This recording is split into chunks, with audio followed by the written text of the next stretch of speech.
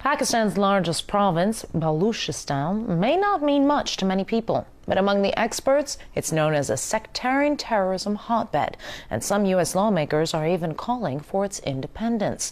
RT's Hy Kiya explains the region and its importance. Baluchistan.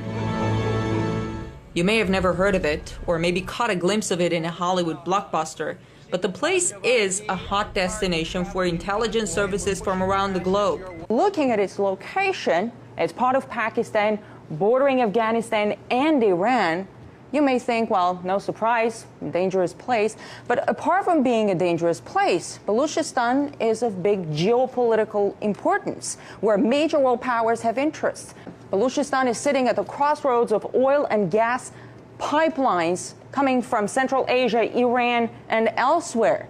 The Iran-Pakistan pipeline, the Turkmenistan-Afghanistan, Pakistan-India pipeline, not to mention that Baluchistan itself has its energy resources. Besides, its Gwadar port, and it's right here, is the access point of Chinese commercial shipping to the Indian Ocean and on to Africa. But all the violence and instability there doesn't make it an easy place for business.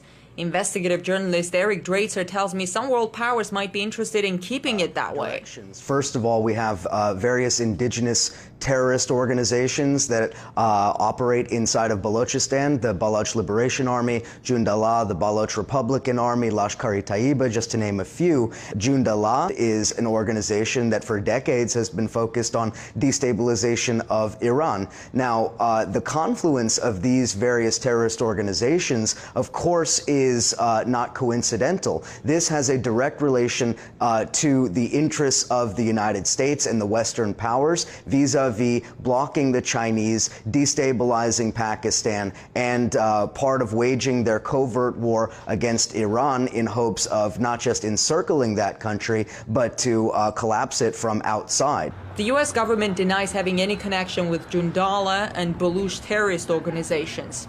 Although CIA memos leaked recently say the Israeli Mossad recruited Jundallah members, quote, under the nose of U.S. intelligence officers, end of quote. As far as other terrorist groups, like the Baluch Liberation Front, there are a few people in U.S. Congress who expressed readiness to support the separation of Baluchistan from Pakistan, like Dana Rohrabacher from the House of Representatives Committee on Foreign Affairs. Anything that's coming up right now that the Pakistanis don't like about our attitude is being caused by actions taken by their government. As far as who could benefit from instability in Baluchistan, most experts say it's extremists of all kinds. Mainly Al-Qaeda and its affiliates, and as well as the Taliban. They certainly have an interest in maintaining instability. But some also see Baluchistan as a key square on the geopolitical chessboard.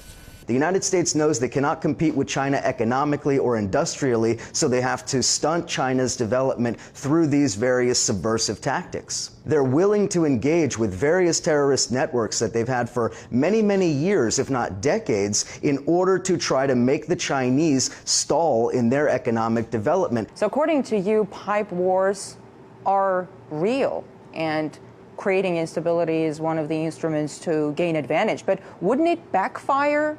The terror, violence, instability? Could it backfire in terms of terrorist reciprocation against the United States? This is entirely possible, but that didn't prevent the United States in the late 1970s from financing and supporting the Mujahideen against the Soviets. Allegations that some global powers may be stoking violence in a place like Baluchistan for their geopolitical interests are quite disturbing and raises the question whether pipeline wars are a reality. In Washington, I'm Hy Kiya.